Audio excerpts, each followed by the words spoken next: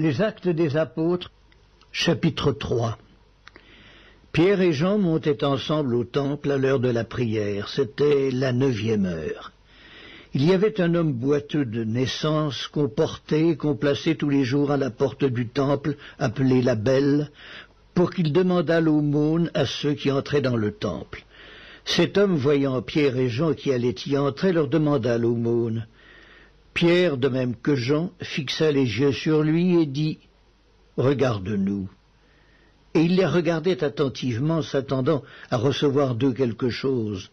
Alors Pierre lui dit « Je n'ai ni argent ni or, mais ce que j'ai, je te le donne, au nom de Jésus-Christ de Nazareth, lève-toi et marche. » Et le prenant par la main droite, il le fit lever. Au même instant, ses pieds et ses chevilles devinrent fermes. D'un saut, il fut debout, et il se mit à marcher. Il entra avec eux dans le temple, marchant, sautant et louant Dieu. Tout le monde le vit marchant et louant Dieu. Il reconnaissait que c'était celui qui était assis à la belle porte du temple pour demander l'aumône, et ils furent remplis d'étonnement et de surprise au sujet de ce qui lui était arrivé. Comme ils ne quittaient pas Pierre et Jean, tout le peuple étonné accourut vers eux, au portique dit de Salomon. Pierre, voyant cela, dit au peuple, « Hommes israélites, pourquoi vous étonnez-vous de cela? Pourquoi avez-vous les regards fixés sur nous, comme si c'était par notre propre puissance ou par notre piété que nous eussions fait marcher cet homme?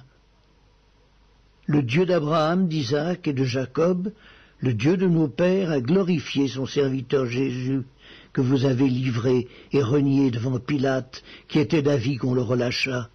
Vous avez renié le saint et le juste, et vous avez demandé qu'on vous accordât la grâce d'un meurtrier. Vous avez fait mourir le prince de la vie, que Dieu a ressuscité des morts. Nous en sommes témoins. C'est par la foi en son nom que son nom a raffermi celui que vous voyez et connaissez. C'est la foi en lui qui a donné à cet homme cette entière guérison en présence de vous tous.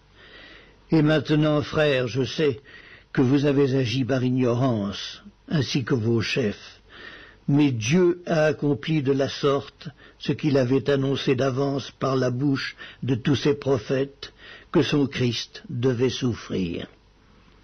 Repentez-vous donc et convertissez-vous pour que vos péchés soient effacés, afin que des temps de rafraîchissement viennent de la part du Seigneur, et qu'il envoie celui qui vous a été destiné, Jésus-Christ, que le ciel doit recevoir jusqu'au temps du rétablissement de toutes choses, dont Dieu a parlé anciennement par la bouche de ses saints prophètes. Moïse a dit, « Le Seigneur votre Dieu vous suscitera d'entre vos frères un prophète comme moi. Vous l'écouterez dans tout ce qu'il vous dira, et quiconque n'écoutera pas ce prophète sera exterminé du milieu du peuple. » Tous les prophètes qui ont successivement parlé, depuis Samuel, ont aussi annoncé ces jours-là.